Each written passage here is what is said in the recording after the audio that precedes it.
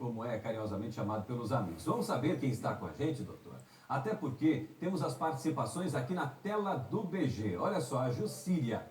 Eu comecei tratamento com uma reumatologista, também tomo Velija e faço atividades físicas. Não posso ficar sem as atividades. Melhorei 90% das dores com o exercício. Agora, em relação a essa questão dos exercícios, vou até perguntar para o senhor, doutor, em relação ao limite dos exercícios, até onde uma pessoa que tem fibromialgia pode se exercitar, que tipo de exercício ela pode fazer? Caleb, o melhor tipo de exercício para fibromialgia, o que tem mais estudo hoje comprovando eficácia, são os exercícios aeróbicos, aqueles que fazem acelerar o coração. Caminhada, bicicleta, hidroginástica, natação. A gente sabe que os exercícios localizados também são muito importantes. Em relação ao limite, isso é muito pessoal, depende de cada pessoa, né? Mas, em geral, a gente recomenda que seja no mínimo 3 vezes por semana, né? Esse é o no mínimo, no caso. Exatamente, no mínimo 3 vezes por semana. E, assim, cada pessoa vai sentir qual é que é o seu limite, obviamente, de preferência acompanhado de um educador físico que possa orientar quais atividades físicas... Exato, né? O acompanhamento de um profissional e quando chegar até, vamos supor, uma academia, vamos dizer assim, especificar, né, para aquele que vai educar a pessoa fisicamente, fazer o acompanhamento que tem fibromialgia. Isso é importante, doutor? Isso é muito importante, até para o educador físico, o fisioterapeuta, direcionar que tipo de exercício ele vai poder fazer e não vai poder fazer. A gente, como médico, orienta o paciente, faz orientações por escrito para esses profissionais, mas quem vai estar lá do lado do paciente na hora do exercício vai ser o fisioterapeuta, o educador físico, monitorizando se está fazendo certo. Quem tem fibromialgia não vai querer fazer um crossfit, por exemplo. É melhor evitar. Melhor evitar, tá certo. Tá aí o recado, doutor. Tem mais. A participação da Lucileide. Tenho fibromialgia. Será que minha filha pode ser? É hereditário, doutor Bento?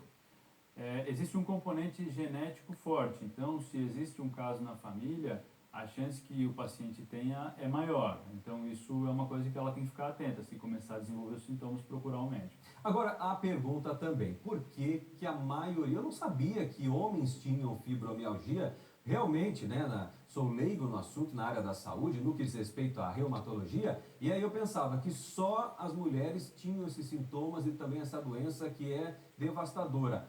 Uma coisa, doutor Bento, os homens também, mas por que a maior parte dos casos as mulheres? A medicina ainda não sabe explicar por que essa doença é mais comum em mulheres. A gente imagina que possa haver um fator hormonal envolvido.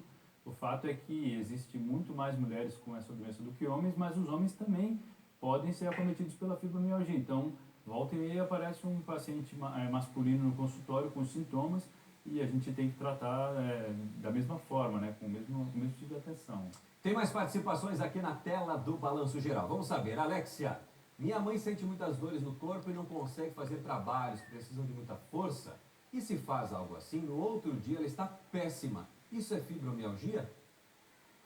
Só pelo relato da Alexia não dá para a gente dizer com certeza. É compatível com algumas das manifestações clínicas da fibromialgia. O que a gente chama de intolerância aos esforços, né? Então o paciente muitas vezes não consegue fazer o exercício, até muitas vezes o paciente a gente pede para que ele faça atividade física, ele não consegue, ele sente muita dor, então às vezes precisa tratar antes para o paciente começar a conseguir fazer as atividades. Agora não vá pensar também que você foi lá para a academia ou foi fazer uma corrida e aí no outro dia você sentiu aquela dor na perna, né? De quem não faz exercício, quem é sedentário, que acontece, né, doutor? Que está com fibromialgia. Não é assim também, são dores intensas, né, doutor? Exatamente, dores intensas e dores crônicas, prolongadas. A dor depois do exercício, ela se resolve em alguns dias. E a dor do paciente com fibromialgia, ela persiste ao longo de semanas, é uma dor persistente. É constante. Constante, exatamente. Tá certo. Tem mais. O Adriane Cardoso. Minha esposa tem artrite reumatoide crônica. Pode se confundir com fibromialgia?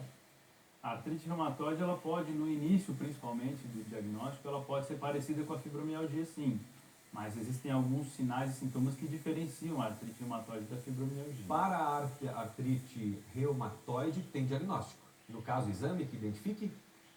Dentro da reumatologia, quase todas as doenças, a gente precisa de uma série de fatores para dar o diagnóstico. Então, o exame clínico associado ao exame de sangue, o exame de imagem, vão trazer o diagnóstico. Né? Mas na artrite reumatoide, especificamente, a gente tem alguns marcadores específicos de doença. Doutor Bento, muito obrigado pela sua participação.